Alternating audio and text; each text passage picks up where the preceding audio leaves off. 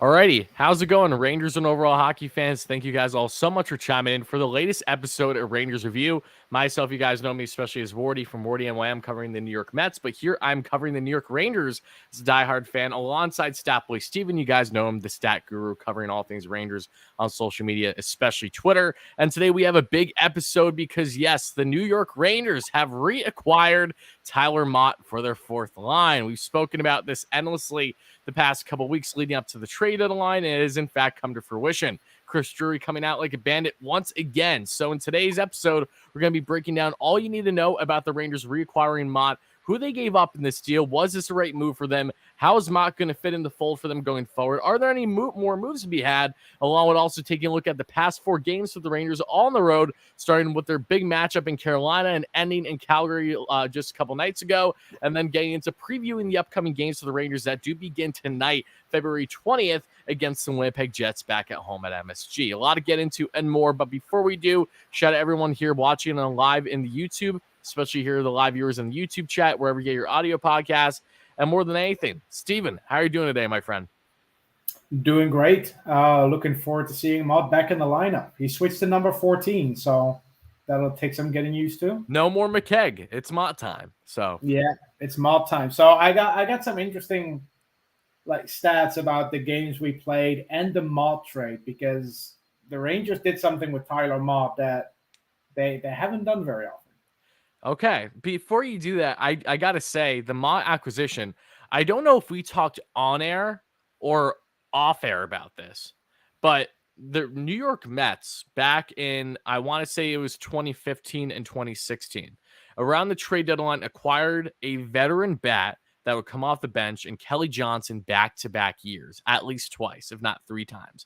And now we're kind of getting these vibes here with the New York Rangers and reacquiring Tyler Mott once again to build up for the trade deadline. So this was a guy that I know you wanted most out of everyone that the Rangers acquired in last year's trade deadline to return to this team. You wanted him more. You thought he was more vital than even the Cops of the world, the Vitranos, the Bronze, for example. You know, Mott brought a great element to this team, and aside from his injury, which again he was at no fault of, he was a massive impact not only on the penalty kill, but 5-on-5, just being a great defensive winner. And again, keeping that up to pace speed, you know, a speedy winner when needed, getting in the corners, getting in dirty when needed, and just being a great overall winner for this team in their playoff run.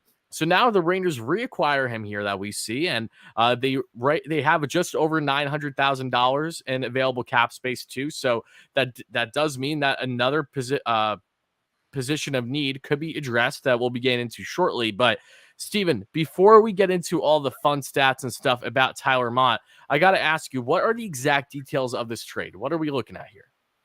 So the Rangers give up Julien Gauthier, a winger who they got a few years ago in a trade for Joey Kane from the Carolina Hurricanes, and a conditional 7th-round pick. That conditional 7th-round pick turns into a 6th-round pick if we make it to the 2nd round of the playoffs this year. And it will be the lower of the 2 6th-rounders we have. We have our own 6th-round pick and the Winnipeg Jets 6th-round pick. Okay. So those are the details of the trade. Tyler Mott returning to the Rangers is something a lot of Ranger fans wanted. You know, Mott was the guy that, especially on social media, he was the name that was being dropped by almost everyone, it seems. So a lot of fans will be happy to see Tyler Mott back in the Rangers lineup, but it did trigger something with me. I'm like, it's weird that you trade for the same player twice in less than a year, right? That doesn't happen very often. So I decided to do some research, and from what I could find, in 97 years of Rangers hockey history, they have acquired 10 different players twice in a trade. Can I predict any of these? Sure. See if you know any of them. Were any of them during my fandom? The most recent one before Tyler Mott was in 2000, like late 90s, early 2000s. Okay, maybe I won't then. Were any of these players of significance? Oh, yeah. 2 of them won a cup with the Rangers. Okay. Oh, Messier's one. Nope, because we signed Messier as a free agent. Oh, I'm sorry. I was just thinking of Rangers that returned, not how they returned. Ah, okay. If it was a trade, I won't waste time here. I know we got plenty to discuss in the pod. Go ahead. So I'll quickly go over the first couple of names. There's Rail Lemieux in 69 and 73, Okay. Peter Nedved in 94 and 98, Okay. Ron Stewart in 67 and 72, Esa Tikkanen in 93 and 97, Oh, that's one that my dad would have known for sure. Rod Sailing in 64 and 67, so 3 years apart. Brian Noonan, 94 and 96. That's the other cup winner with the Rangers. Brad Smith in 97 and 99. And the top three, and this is where it gets interesting, 365 days apart, Jack Eagers, who was acquired on my birthday, the 28th of October, in 1972 and 1973. Wow. In two separate trades. Okay. Then Tyler Mott, 335 days apart. Last year, March 21st, and this year, February 19th. But there's one player who the Rangers acquired twice in a shorter span. And we have to go back to 1988 for that one. Mark Hardy was traded.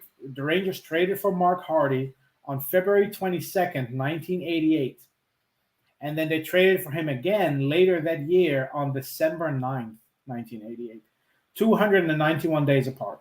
That's wild. Okay, so again, as you alluded to earlier, this is a rarity for the Rangers to do something of this nature, to not only reacquire a former Ranger, but to do it in trade fashion as well. So, and funny story, Mark Hardy played with number 14 for the Rangers. Oh, how fitting. So, speaking of number 14, that is the new number now of Tyler Mott. So, Steven, I just want to ask you before we break down a little bit more on this trade, what is your raw reaction to it and what is your level of excitement? I get it that Tyler Mott is not necessarily the flashiest player out there. He's not going to give you an impact that is going to, wow on the score sheet. However, he does all the little things right. And I know that's why you appreciate him most. Yeah, your fourth line should basically be players that, in my opinion, contribute on a penalty kill and are not a liability defensively at even strength. That's all I ask for from fourth liners. So Tyler Mott checks those boxes. What Tyler Mott does that I am very excited about to see again is, and I've said this in previous recordings, Tyler Mott plays a possession game on the penalty kill. Yes, very Kevin Hayes-esque. That's so rare to see because normally the moment you get the puck on a penalty kill, you dump it in because you don't want to risk it, blah, blah, blah. Tyler Mott has the awareness to look around, and if there is an opportunity to pass it back to the defense first, he will go for that. He doesn't just blindly dump the puck every time it lands on a stick on a penalty kill. And we have seen Mika do that in flashes this year as well. I've noticed. Yeah, I was going to segue into that. Yeah. We saw that last season from Tyler Mott, and this season I've seen that same tendency from other players. So it seems like Tyler Mott's style on the penalty kill rubbed off on the rest of the team. So to have Tyler Mott back is great. My only concern is that he cannot live up to the hype that was set last year because he had such a good stint the first time around with the Rangers. If he can live up to the hype, then this is a great trade for the Rangers. They needed someone on the fourth line. They still need someone because Jake Leschyshyn is just not going to cut it. But Gauthier to Motte is an upgrade for me. And it's not about points. It's about what he brings outside of points because, like I said, he's good on the penalty kill. At even strength, he's really good in possession.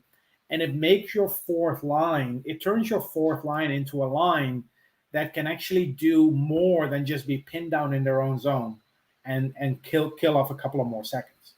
It allows your fourth line to actually drive the play when they get the opportunity. With Gaudreau now on the fourth line and Tyler Mott, all we need is one extra guy to solidify that fourth line. If we can get a guy like Nick Bjugstad and you have Gaudreau, Bjugstad, and Mott on your fourth line, that is a fourth line you can win a cup with. Yeah, Bjugstad's been having a very good season already, at least 12 goals on the year in his first year stint with Arizona.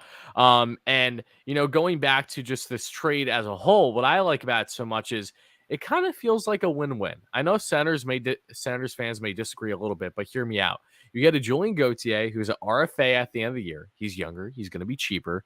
And he's a guy that, again, has always exemplified potential. He feels like a type of player that with the Senators team that, again, they're not full-on playoff caliber yet, but they are going to be on the cusp of that very soon. They have a lot of great talent that have dealt with very unfortunate injuries this year. Josh Norris being rushed back is a great example of that.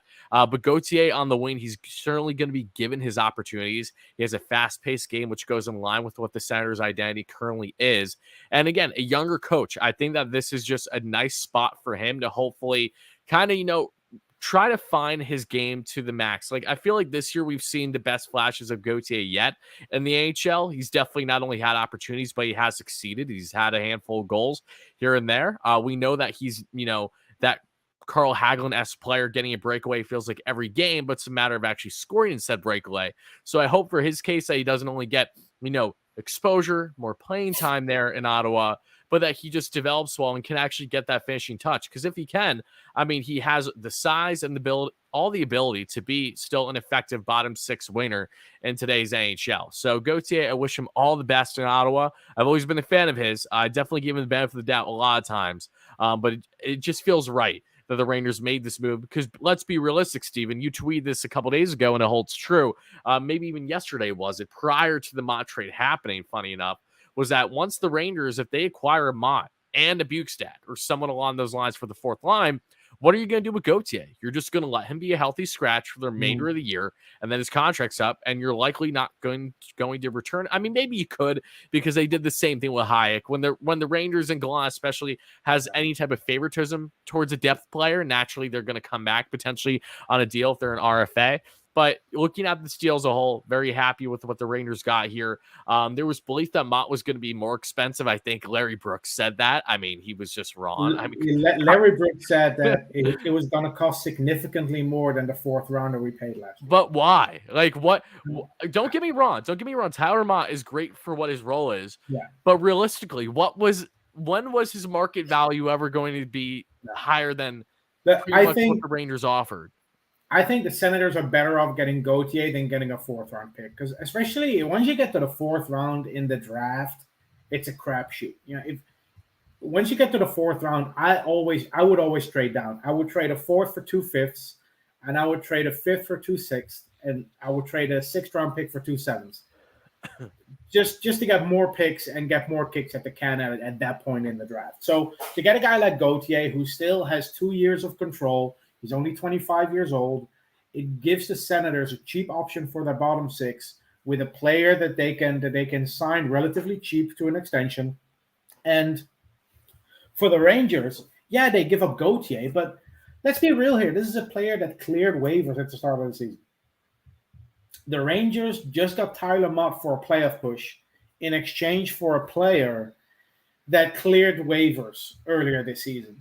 So Gauthier was not going to have a spot on this team like last season. When Motte, Vetrano, and Copp came in, you saw McKegg, Gauthier, and Hunt being pushed out of the lineup. And a similar thing is going to happen here. Yeah, like you said, well, what was his role going to be? Okay, your first call-up. The Rangers still have Cooley and Brodzinski and Carpenter in Hartford, who, especially the first two, I would be happy with those being the first replacements coming up. And once the Rangers get a proper center for the fourth line, it pushes Decision out of the lineup. That's what you do at the deadline or leading up to the deadline. When you want to go for it in the playoffs, you solidify your fourth line. You get the depth that you need. Years ago, the Rangers acquired Dan Carcillo, and it was great. It was a great move. Awesome with us. And it worked out for the Rangers. That fourth line just worked, And this is the move that works for the Rangers. It works for the Senators because they get a player under control for 2 more years that still has some upside, that maybe he has some untapped potential he can still, dig into. And they get it for a guy who wasn't going to be in Ottawa next season anyway. So to me, it's a win-win. It did make me wonder, though, is Chris Drury going to sign Tyler Mott to an extension this summer? I know I don't want to talk about next season yet, but it makes you wonder, right? You trade for the same player twice in back-to-back deadlines.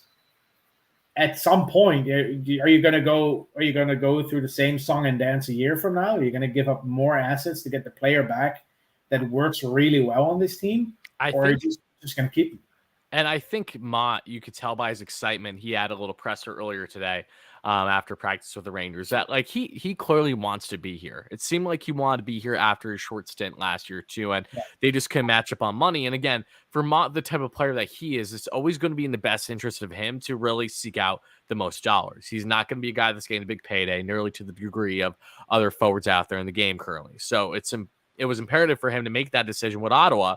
And now that he did, could this be a situation where maybe he's a slighter pay cut to stay with the Rangers next year if it need be? You know, I just think that this opens the doors to that possibility more. And as long as, to your point, as you said, if Mott can live up to that potential or similar potential to what we saw a year ago, then I mean, it would kind of be foolish not to at least heavily consider that if you're in the shoes of Chris Drury. Because a Tyler Mott player, while on paper and you look at the advanced analytics, it looks like a very replaceable guy. There's something that always needs to be said for guys who just gel right as soon as they get in New York in their role. They know their role from day one. They do it flawlessly, and they just help make this team as balanced as humanly possible. Those aren't easy to come by. You know, trades are never a guarantee. Acquiring a player is never a guarantee on the type of production you're going to get. Like, who's not to say that Tyler Mott could go out and have more of an impact for the Rangers down the stretch here on his overall game than Vladimir Tarasenko, for instance? That is very much a possibility. You know, they're two different types of players. And again, they have different roles. We understand that. But, you know, for Mott, for what he is and how much he grinds, just the shot blocking too, all the elements about his game has been beyond needed for this team. And I'm just really happy to see him back. So again, Motter, happy to have you back in New York. We're excited to see how you're going to do. Again, going to be in the lineup, fourth line starting tonight against the Winnipeg Jets. So we will, of course, recap that game next week when we go over the next week of games or so. But, Steven, you know, the Rangers, as I said already, they have some more space to get a move done. It's funny. We saw Ryan O'Reilly recently get traded in a blockbuster deal, 3-team trade to the Toronto Maple Leafs. And the Maple Leafs, who looked like one of the few teams that would be on Patrick Kane's list to say, okay, I would like to be traded there, are pretty much out of the running now and acquiring Riley. Then we see last night, I believe it was yesterday, correct? Patrick Kane scores a hat trick against the Toronto Maple Leafs. So Patty Kane's still out there, Steven. So I guess my question to you is that this is not me trying to harp on Kane or anything of that nature. We know that the Rangers have a clear void still, a missing spot of a winner in this roster, whether it could be top 6 if they want VC off the top line, or bottom 6 to get rid of Lecision. They're on that fourth line. So, and with Vitaly Kravtsov requesting a trade, not going to play another game for the Rangers this year, more than likely. If there's any further comments you want to share on that front, by all means, go ahead here in a minute. But before we get there, just give me your thoughts on Patrick Kane. Do you think that he is at all a possibility for the Rangers? Or do you think that they're going to just stick with the depth moves from here going forward? There's a difference between possibility and likelihood, right? Yes. I don't think it's likely that Drury is going to give up more major assets to get another top 6 winger. I think he made his choice when he went after Tarasenko instead. That said, with the Maple Leafs out of the running now, the Rangers can still make a move for Kane. Like cap-wise, it can still happen. Because right now they have like about 900,000 in prorated cap space at the deadline. They need 2.625 to fit Kane under the cap. Now, if they include Kravtsov in the trade, and if they waive Lecision by February 25th, so that would be what, Saturday? Yes. If Lecision is waived on Saturday or before Saturday, the Rangers can make it work cap-wise. Now the question becomes, what is the trade going to look like? Because the Rangers have all the leverage, right? And with only a week to go until the deadline, I honestly think that there is a realistic possibility that if the trade happens, it's not even going to include a first-round pick at this point. You may look at a return similar to Eric Stahl in 2016. 2 second-round picks and a 2 prospect. second-round picks and a prospect, 2 second-round picks, maybe 2 second-round picks and a player. You still need the only thing is you need a third team to retain money. Yeah. So who's going to do that? Team like Arizona, Arizona took on Patrick Nemeth for 2 years because they got a second round pick out of it. Those teams will use their cap space to acquire assets. It's the best way to build for those teams. So just spitballing here, but you could look at a second round pick on Kravtsov going to Chicago, and then a second round pick going to Arizona for the additional retention and Nick Bjugstad. I would say the value for Nick Bjugstad is a third or fourth round pick. If you throw in the extra retention for Kane, you up that to a second rounder, 2 second round picks on Kravtsov, and then you get Kane at 2.65 until the rest of the season. You can make it happen. You can make that work under the cap. It'll be interesting to see if they're actually going to going to make some decisions that indicate that they're looking for a move like this. Braden Schneider's the only player on the team who's waiver exempt. If he's being sent down on non-game days, that's an indication that the Rangers may be looking for a deadline deal with serious cap implications. Okay, so that's interesting to make note of. So definitely something to watch if that happens as we build up the trade deadline. Enlighten me again, when is the exact date for this year's trade deadline again? I think it's March 1st. I'm going to check. Why am I Googling March 1st? Of course, when I Google March 1st, the result's going to be March 1st. Sorry, March 3rd. Next week, Friday. Okay. 8 p.m. here, so 3 p.m. Eastern. Gotcha. All right. Yeah, definitely something we'll be watching and following along for the next couple weeks. Or maybe do a live recording. Who knows? Maybe do live recording. Yes. Very, very much so a possibility. Absolutely. So, yeah, I would say, in my opinion, I would like to give credit where credit's due. I think VC has definitely been productive for the Rangers that we've seen in the top 6 in recent games throughout their win streak. Definitely was a nice production. Looked like Rangers' overall best player in one of those games in which Panarin was popping off too. I mean, he really has helped balance things a bit. I know Gallant has went back and forth, since our last recording. Initially, the first game was with Tarasenko and Panarin tag teamed, and then that broke up shortly after, and then they won a good portion of games not together.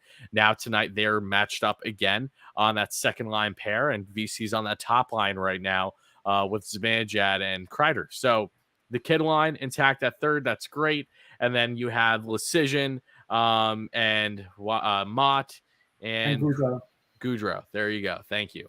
So it's going to be interesting to see how this all plays out for the Rangers. But, as exciting as it would always be to bring in Kane and something that I would be excited about should it happen, a part of me almost feels like a Bjugstad type still might be the best scenario. I know that's not the most ideal thing to have a Jimmy VC type player in your top 6, but Jimmy VC at least can handle his own on the defensive end.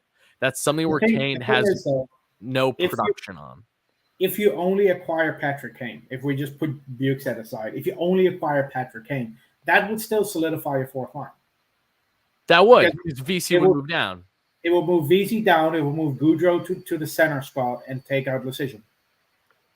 So either way, if you acquire Kane, you're still essentially killing 2 birds with 1 stone. Yeah. Okay, that's a fair point too. So if you go all out with the scenario I just painted and you get Kane and Bjugstad, then you're in a situation where Jimmy VC is your 13th forward. Yes. And I don't foresee that happening with the way that VC has been playing. I think he's earned his keep for the remainder of the year in the lineup. But then the 13th forward is going to be one of the kids. It's not happening. Not happening, no.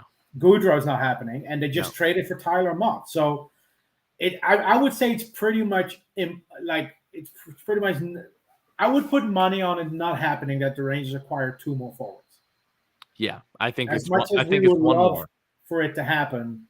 I'd be super happy with Bjugstad. If Bjugstad is the final piece to the puzzle, that works. What's his face-off percentage this year? Ooh, I'd have to look that up. I don't have that handy. But if you have Bjugstad on your fourth line, VC in the top 6 is not ideal, but it's not like he's a liability either. He's kind of like he's playing in that Jesper Fast role. When Jesper Fast was moved up to the top 6, didn't look out of place. Of course, you can always do better, but Let's see. Bukestad's face-off percentage. Last year was high, 55.3. This year it's 47.4. Okay. But you still have Goudreau on that fourth line too, who can take face-offs. So you're not only relying on Bukestad to win you a face-off. Mm-hmm. Okay. Alrighty. Well, I think that's all that really needs to be said on the trade front for now.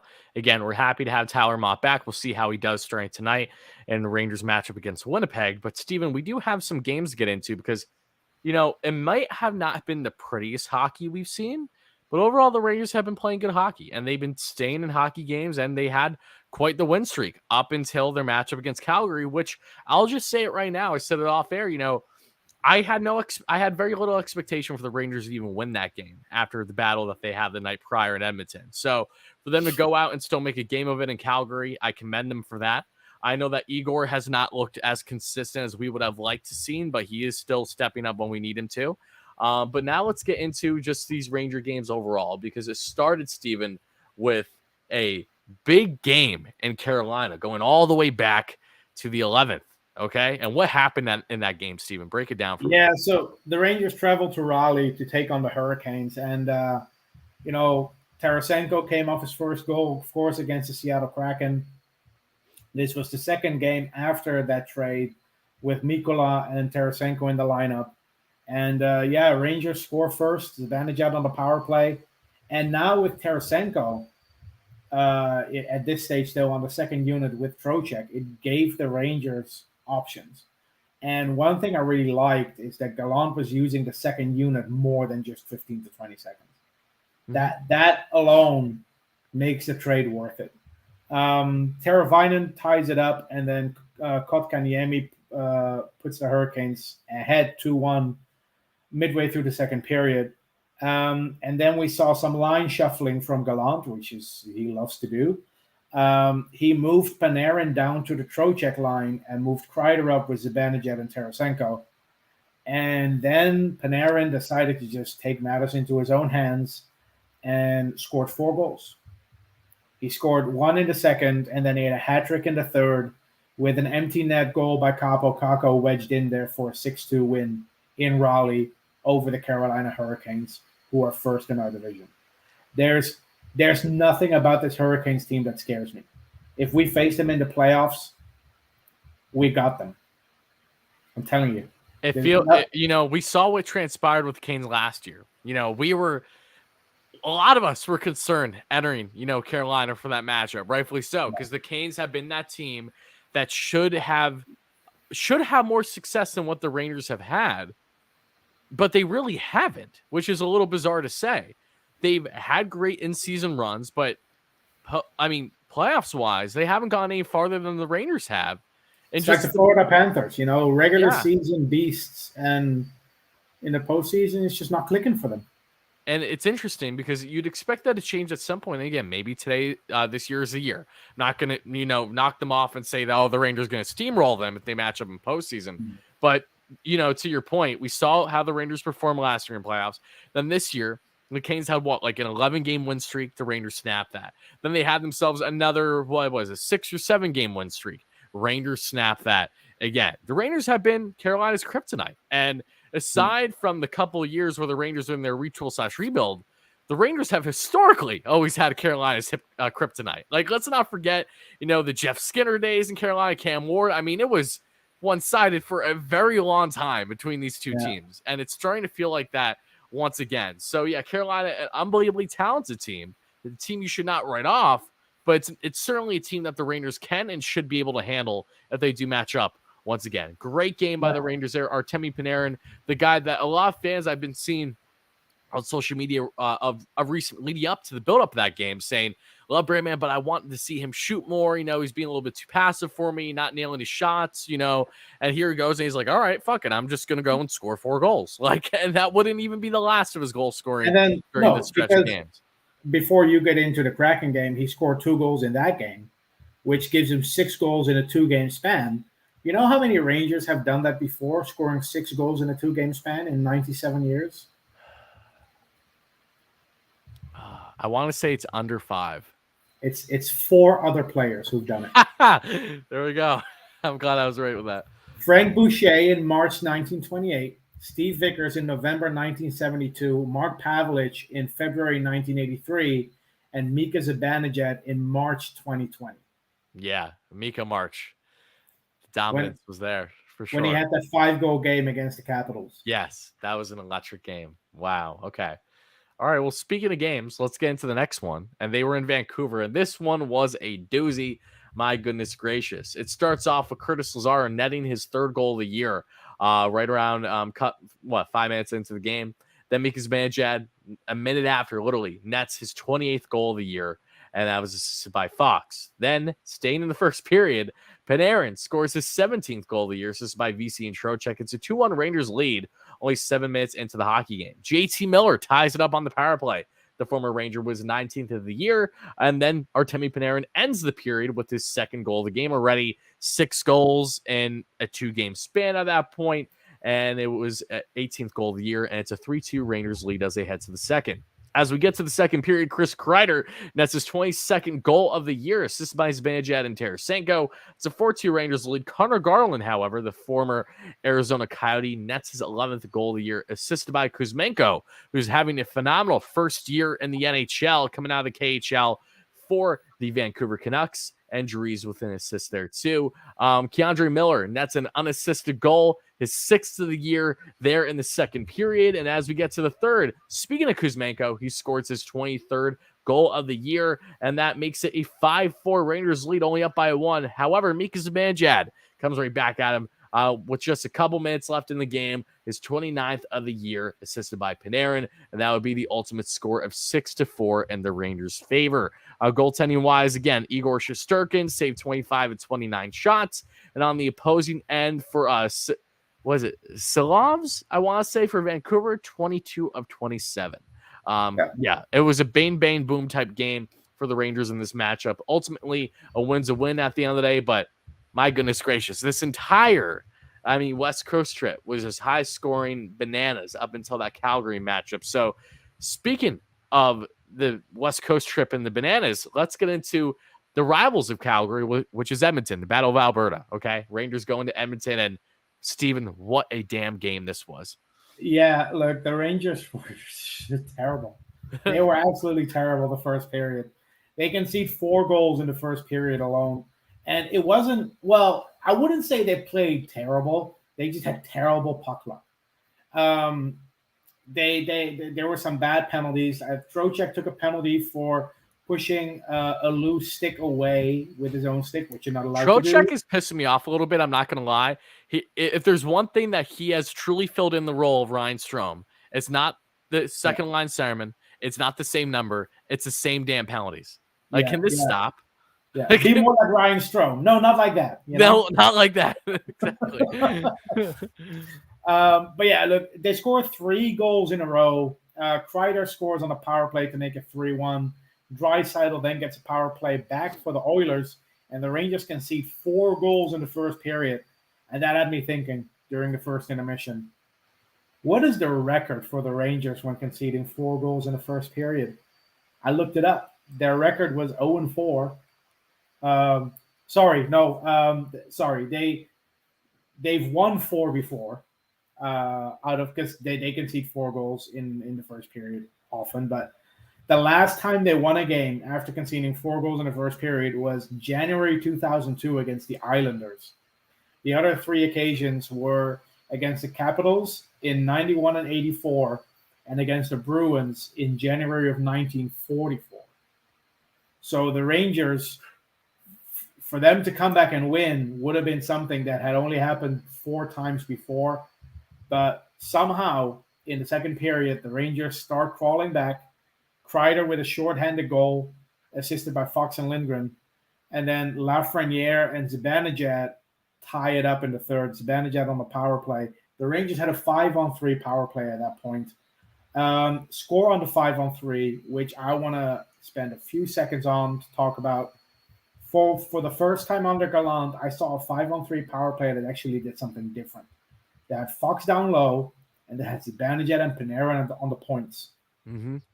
And I love that we're finally doing something different instead of just trotting out the same tactics that we use on the 5-on-4 power play. I mean, what do you have to lose after you start a game this way, right? Yeah, Zibanejad scores his 30th of the season on the power play. Hedel hit the post on the 5-on-4 power play that followed. So the Rangers were very close to winning it. Game goes to overtime. Some crazy stuff happening there. Shots back and forth. Zibanejad gets called for a trip on McDavid, of course. But the Oilers don't score. And then we go to a shootout where the kids delivered. Nugent Hopkins scored for the Oilers in the first attempt. Kako tied it up with a beautiful move. And then in round 5 or 6, eventually Lafreniere gets the winner for the Rangers. Rangers win a game where they conceded 4 goals in the first period. They beat the Oilers 5-4 in Edmonton. Yeah, it was great to see Laffy get that winner. And just what an insane game. I was telling Steven this off air. It was funny because I was out watching the game at a sports bar, and then I'm seeing the Rangers getting decimated the first. I'm like, all right, there goes that game. All right, it's okay. It is what it is. It happens. I'm not happy about it, but what else can you do? And then of course, you come back from a deficit like that, and then you think, okay, there's some lessons to be learned here. We're going to learn from this. We're not going to have a shaky start tomorrow against the Flames, all right? No, not at all. But before we get there, I gotta say one thing, Steven, about this game was I was looking at this game, and shame on me. When the Rangers were down 4-1, any lucky schmuck out there that decided to hammer the Rangers money line, my goodness gracious, you came out like an absolute bandit. However, when the Rangers, I saw the notification that they made it a 1-goal game, 4-3. Oh, odds plus 285, threw 50 beans on that, came out up 150. That's what we like to see. So again, for Rangers fans out there, never count this team out. Even if the odds don't look like that they're in their favor, it's a 1-goal game, and they were trailing 4-1. Score back-to-back goals, get the momentum, ride the hot hand, because more often than not, it's going to go in your favor.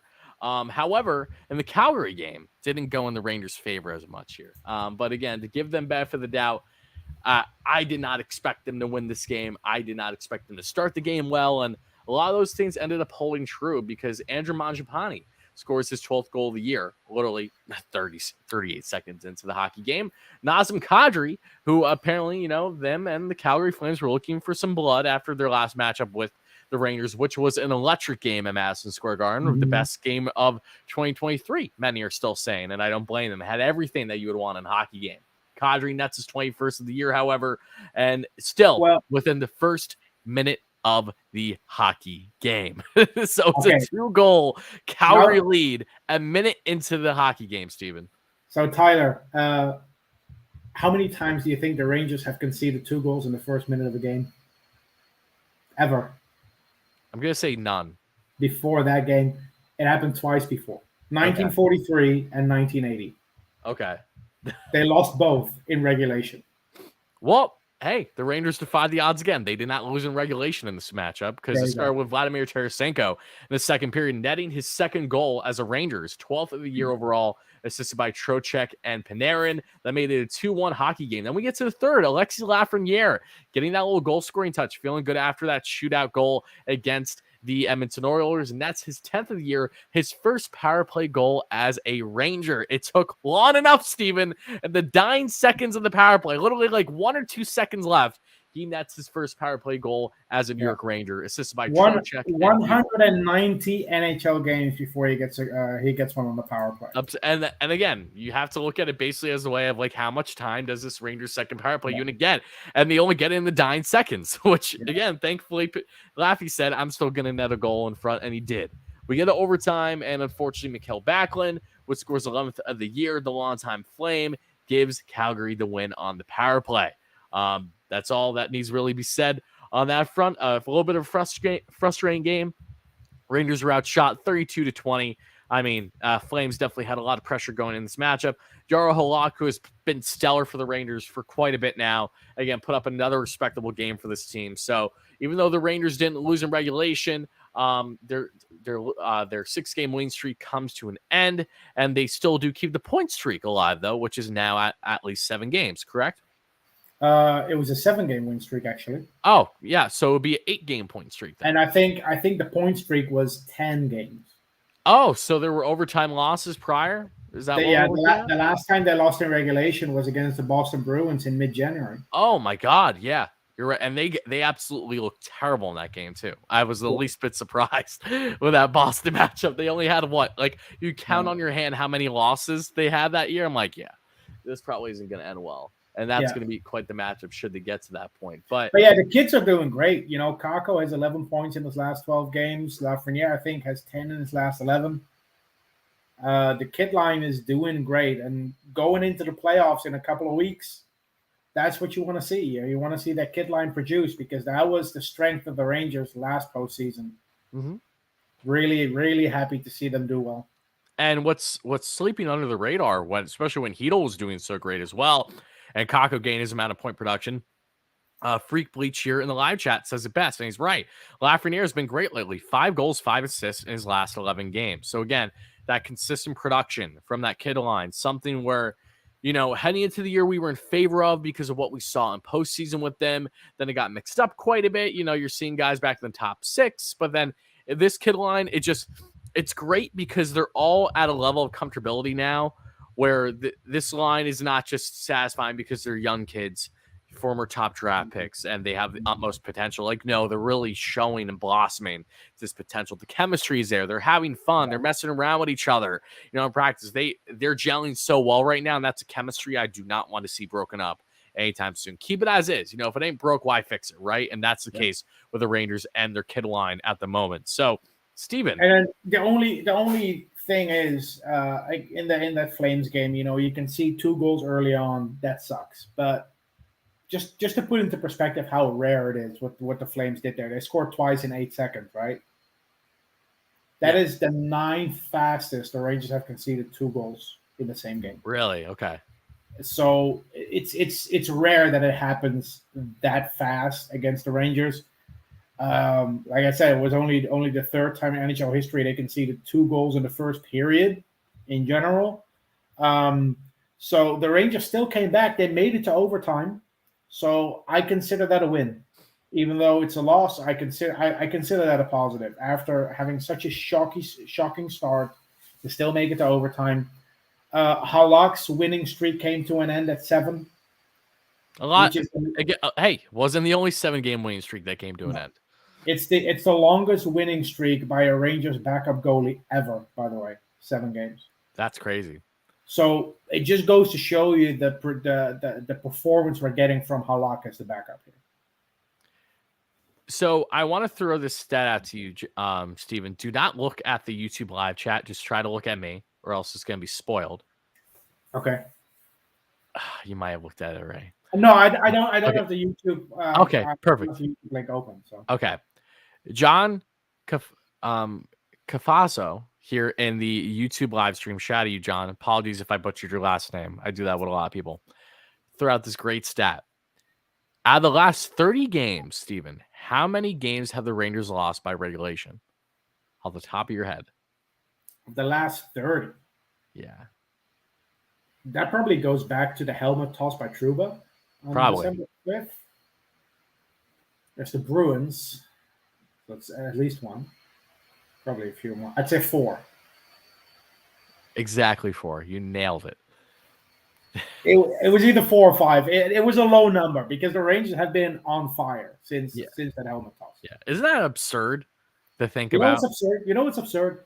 As good as the Rangers have been since that helmet toss, the Hurricanes still have a better record than us. Yep. And the Devils. And the Devils have still been ahead of them with Hughes being out for quite a bit. Now he's finally We've had the best stretch we can remember. And the Hurricanes still like extended their lead on us. It doesn't matter though. No, it doesn't matter too much yet. Don't get me wrong. Once we get to the final, and you know 15, what, 20 games of the season, which we're close to. 27 games to go. We're 6 points behind them. It only takes a couple of losses to make it exciting again. Yep. And Steven, as we take a look, the next group of games, because did you win? I think you won the belt again, didn't you? I don't think we did predictions last time. Oh, you're right. No, because we were continuing our prediction from like 2 weeks ago. Oh, okay. Let me look it up then. Let me look it up. I think you had it. Let me look it up. Let me check, because I did send it to you. I just win it once this year. That's what I'm looking for at this point. What's the record that we have? 3-0-1. So neither of us got the record, and you have 13 goals. I have 12. So you win. I won during that span. Yeah. Son of a gun. All right, it's a start of a How big does it one. feel? How does it feel? It feels refreshing, Steven. I'm going to enjoy it while it lasts because I'm sure it won't be long. And that leads me to the next segment of today's show, which is prediction time. Rangers, we went through games 53, 56. Now let's go over games starting tonight, games 57 to, I would probably say, 50? we'll go to 57, 58, 59, 60, because that's the next 4 games for the Rangers here in the month of February. So starting off with tonight, they're home against Winnipeg. Then they have 2 days off. Then they're away in Detroit on Thursday. Then they're away in DC on Saturday, and then they're back home against LA on the 26th. That's Sunday. Okay, starting with me, Steven. Out of these 4 games, my prediction is going to be that the Rangers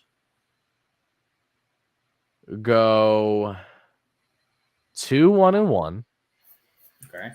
And for goals, I'm going to go with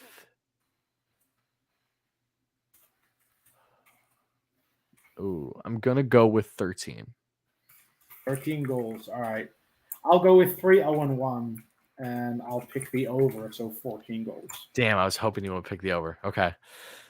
Because again, have you seen our scoring lately? I know. Yeah, I know. Oh well. It's like that Detroit game could just give you the win in itself. No, but seriously, if you look at the last couple of weeks, 6-2, 2-3, 4-1, 5-4, 4-3, 6-3, 6-2, 6-4, 5-4. If they don't score 14 goals or more in the next 4 games, then we have. You know what I almost would have liked more than 2-1-1. I won't change the prediction now.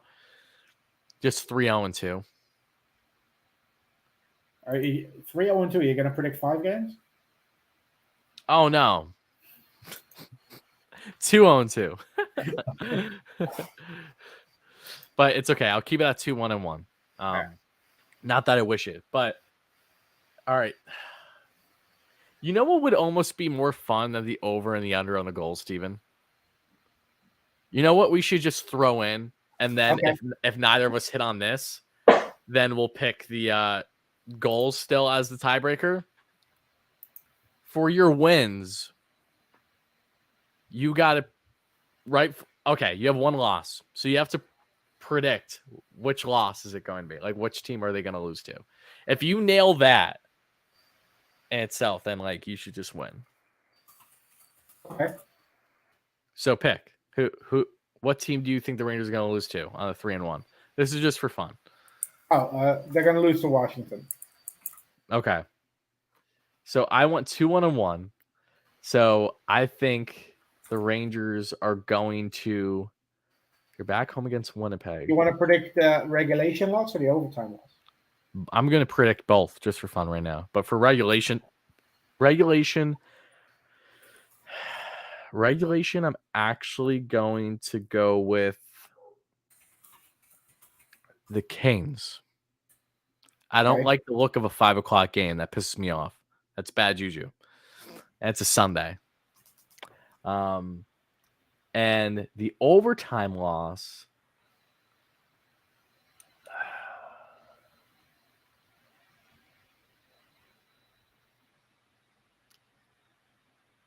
I don't know. I always hate facing Detroit. They always give the Rangers a bigger burden than they need to be a lot of times, feels like. But they're also not good this year. So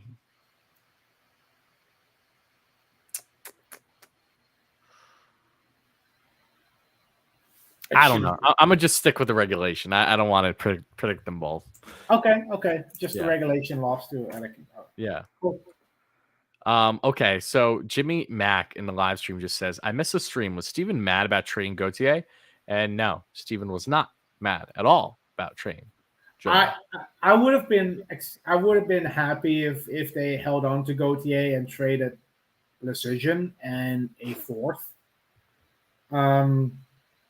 But we upgraded the position by changing Gauthier into Motte, so it's a good trade for the Rangers. Yep. Good trade indeed, and we're very happy about it, obviously. Someone says, predict the number of Jacob Trouba hits. Oh, yeah, Trouba. Trouba should be like a lock for a goal tonight against Winnipeg. Just because why not? That'd be fun. I could see him having a big game tonight. Is Pionk going to score for the Jets? What's that? Is Pionk or Barron going to score for the Jets? Barron would be more fun between the two. We've seen Pionk and his strides. You know, it's funny when you think about the amount of, high-flying offensive defensemen the Rangers have had over the years, and have been able to part with them and nothing hurt them, if that makes sense. You know, like when they when they parted with Pionk, it was okay, right? When they parted with D'Angelo, it was okay. Even to a lesser extent, Brady Shea, aside from his 40-point rookie season, it was okay. So like we've kind of, been spoiled in spurts with the Rangers having these really nice offensive defensemen in recent years, because then we went a good period of time where the Rangers seemed like they couldn't get one for the life of them. Ryan McDonough was the driver of that offense on the defensive end for a while, aside from, the Kevin Kleins of the world, just coming out of nowhere from Nashville, or I don't even know. I'm not really going to say Dan Boyle, because Dan Boyle wasn't good here, but I guess you could say it a little bit. Shattenkirk, briefly. Anyone else I'm missing in just the offensive defenseman category? Rafi Diaz for a couple games. Yeah, Rafi Diaz didn't even have the offense for me to consider him an offensive defenseman. Yeah. Michael Del Zotto. Del Zotto was good for the Rangers. Yandel. Can't forget Yandel. Yep, Yandel was like that short, sweet stint here. I enjoyed him a lot. Matt Gilroy, Tom Pody. Yep. Gilroy, how long was he a Ranger? That was over a decade ago. I think 2010. Yep. That was before my fandom truly began, but I'm well aware on who he is. Yeah, I think that's about it though. Can't really D'Angelo. Yeah, I mentioned Tony already though. Tony, I'm curious, what are Tony's stats this year? Because I know I remember seeing him get benched for a game from Torts, which was a surprise to absolutely nobody. Offensive defenseman in more ways than one. That was funny. All right, he has 31 points in 52 games, so very Tony-esque. Yeah, that's around the average for him. Yeah. Plus minus 22, but again, he is on the Flyers. So even though he's not a defensive stud, nothing about that team is great defensively. No.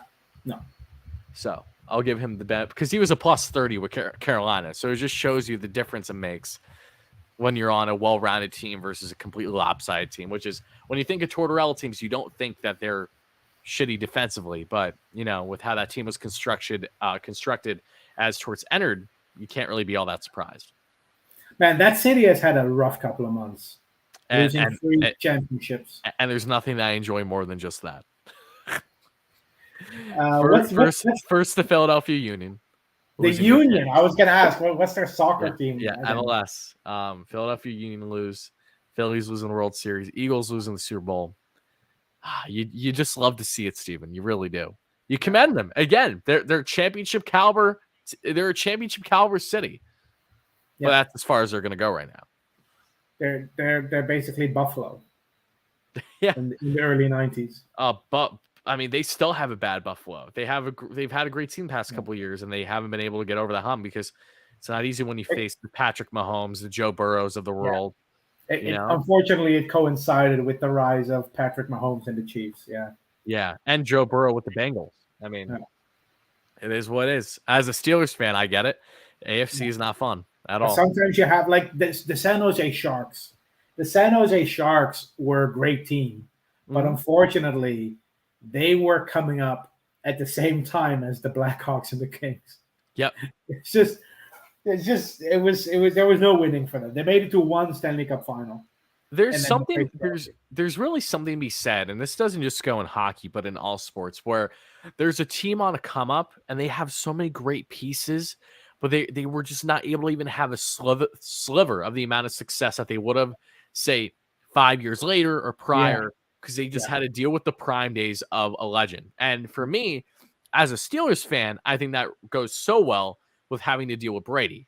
Was the most frustrating thing imaginable over a decade span. You know, my first year following the Steelers as a diehard fan every day, they went and lost the Super Bowl to a young guy by the name of Aaron Rodgers.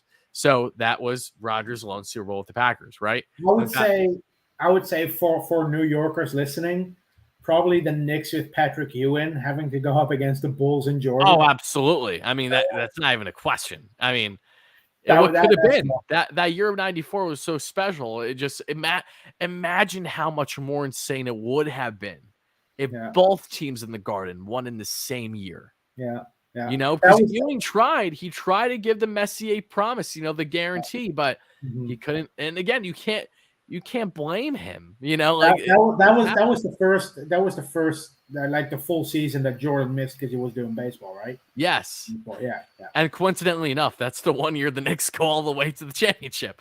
So like, naturally it's easier when you don't have the best player of all time in your way. You yeah, know, yeah, yeah, yeah. No, fair enough. Yeah, man, rough to go up against those kind of players. But yeah, look, those teams are, unfortunately, those teams are, you see them in all sports. yep, Um, I remember like West Germany in soccer, right? Between 1966 and 1990, West Germany made it to every World Cup final except two, really, and they lost in '66. They lost in '82. They lost in '86, and then they finally won it in 1990 again. They won it in '74, and then they made it to three straight World Cup finals: '82, '86, and '90. They lost to Italy in '82, to Argentina and Maradona in '86, and then they won it in 1990 finally before their reunification. you know, I think of my favorite soccer team, which is Juventus, Italian, and their prime days over the past decade in Champions League, Yeah, they go up couldn't against get Real Madrid. Real fucking Madrid and Cristiano Ronaldo every single time. Yeah, Buffon, one of the best goaltenders to ever do it. I gotta say, I'm grateful as a fan to have been brought up, and my two favorite yeah, my favorite goaltenders are not only like the best in their respective leagues with Hank and Buffon, but also both charming looking. It was funny, but literally they couldn't get over that hump because of Ronaldo. Then Ronaldo comes to Juventus, and you're like, oh, huzzah! They got their missing beat. They got the man that's been in their way this whole time, and he still wasn't enough for them to win yeah. the Champions League. It's like the one thing, the one guy. It just wasn't meant to be. It's frustrating, but it is what it is, and that doesn't only hold true, obviously, Like for soccer. another perfect example: Tottenham Hotspur in the Premier League. They're Yes. always they're always going up against the big four, right? Yep. Yep. Arsenal, Chelsea, Man United, and Man City, and then of course Liverpool's also in that mix. And then I think in 2016 they finished ahead of all of them, but still behind Leicester City, who came out of nowhere to win the Premier League. Like the one year they finish ahead of all the big teams and they still don't win it. Sometimes it's just not meant to be. No, it's Netherlands in football, like World Cups. We are the unluckiest team in FIFA World Cups, man. We It's in '74 we go up against West Germany in West Germany. Then '78 Argentina in Argentina, which was corrupt and rigged with the whole dictatorship there. Then in the 1990s, we lost in a penalty shootout almost every tournament in the '90s. We lost in 92 to Denmark, in 96 to France, in 98 to Brazil, and in 2000, we lost to Italy in a shootout after we missed 2 penalties in the game. We just, that whole decade for Dutch football was, aside from Ajax winning the Champions League, the national team was just misery, a decade of misery, and that was my childhood, unfortunately. Yeah. Again, we've all had our fair share of pain in major sports for our teams growing up. But I don't think anything will ever top the Buffalo Bills losing 4 straight Super Bowls. Yeah. There are kids in Africa who think the Buffalo Bills are the greatest dynasty in football. I know. They grew up. They told. Grew up with the Buffalo Bills kids. Super Bowl championship t-shirts. All right, Steven. Before we get out of here, because we do have to wrap things up. Shout out Brass in here from Winnipeg. I'm sure if you're a Jets fan, if you are, good luck to your Jets tonight. But yeah, we got some Jets fans in here too. Yeah, appreciate you guys chiming in. It'll be a fun game tonight. Jets are playing really, really well this year. I've always been a fan of a lot of the players on the team. Kyle Connor, still criminally underrated somehow. I don't know how. Patrick Morrissey. Is it Patrick his first name? Josh Morrissey. Josh Morrissey. I don't know why I said Patrick. Josh really taking it next level in his game. As that number 1 defenseman there for the Jets. They got plenty of pieces. Blake Wheeler still doing his job. I still hope that they'll go back to the old logo one day, like permanently. I agree. Yeah, I like it more for sure. But Steven, before we get out of here, give us the latest prospect updates for whatever you got on your head. Seasons are coming to an end, of course, in juniors.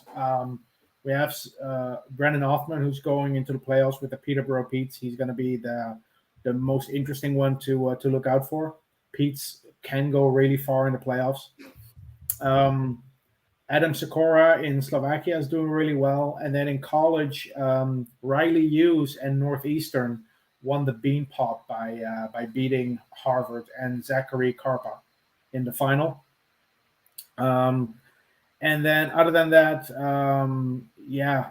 no major updates on prospects. Will Cooley still leads the Wolfpack in goals, which is really impressive for first year. Technically second year because he played a handful of games during the COVID season, of course, but his first full season in pro hockey, he leads the team in goals. That's really impressive. Hopefully we can see him come up at the end of the season. Okay. Awesome. All right, Stu. Anything else? What's the episode number? 73. All right. What's the history of Rangers in 73? There's only one player with number 73. And it's relatively recent, 2016-17. Oh God. Is it a defenseman? This guy once had 22 goals and 2 assists in the same season for a different team. Oh my God. 2016, 2017. This guy was like pure goal scorer material, but never really panned out. You just gave it away by saying that. I thought that this man was going to be the Rick Nash replacement on the power play and actually score some fucking goals. Brandon Peary, you son of a bitch. Yeah, as soon as you said that, I was like, 2014-15 was a weird season for the Florida Panthers for him. 49 games played, 22 goals and only 2 assists. That is, as far as I know, the biggest discrepancy between goals and assists by a player. And so he hasn't played this year. I wonder if he's retired or if he's been out with injury. He's only 31. He played only 3 games this year in the AHL, 3 goals, 1 assist. The year prior in 2020 to 2021, again, short pandemic, everything. He had himself 8 goals and 2 assists for 10 points in 7 games in the AHL and no points in 1 game with Blackhawks. 2019-2020 in the AHL, 38 games, 15 goals, 20 assists, 35 points. He's always been way too good for the AHL from what I'm seeing, but just never able to get comfortable at the AHL level, really. 2 years ago, he did win gold in the World Championship with Gerard Gallant and Braden Schneider. Yep. And when he was with Vegas in 2018, 2019, he had 12 goals, 6 assists, 18 points in 31 games. Okay. Yeah, look, that season with the Panthers raised expectations, and he was never able to come close to what he did that year in terms of goal scoring. Yep. Unfortunately, didn't work out for Brandon Perry. But yeah, he's the only player to ever wear number 73 for the Rangers in an official game. There are others. Matt Rempe wore 73 in prospect camp and preseason the last 2 years. Okay. But those are not official games, so like only counts, like it's only semi counts. All righty. Well, Steven, I think that's going to do it for episode 73, the Brandon Peary episode of Rangers Review. So everybody that's watching on YouTube, make sure to smash that like and subscribe button if you enjoy this podcast. We'll be back at you next week after another 4 or so games for the team in New York City, that being the Rangers. This is me, Wardy. You guys can check me out on social media at WardyNYM. If you are a New York Mets fan by chance, then make sure to check out my YouTube channel at WardyNYM, the largest Mets YouTube channel covering all things Mets that is not directly affiliated with the Mets or SNY. That is Steven. Make sure to check him out on Twitter at statboy_Steven. If you want to hear anything and everything Rangers, he is your man on Twitter. Big following, and he gives out some great prospect updates weekly and does a bunch of Twitter spaces as well. So make sure to check him out there. If you want to have Rangers discussions, he is your guy. We appreciate everyone chiming in and listening wherever you get your podcast. We'll talk to you again next week. And as always, Steven, let's go Rangers. Let's go Rangers.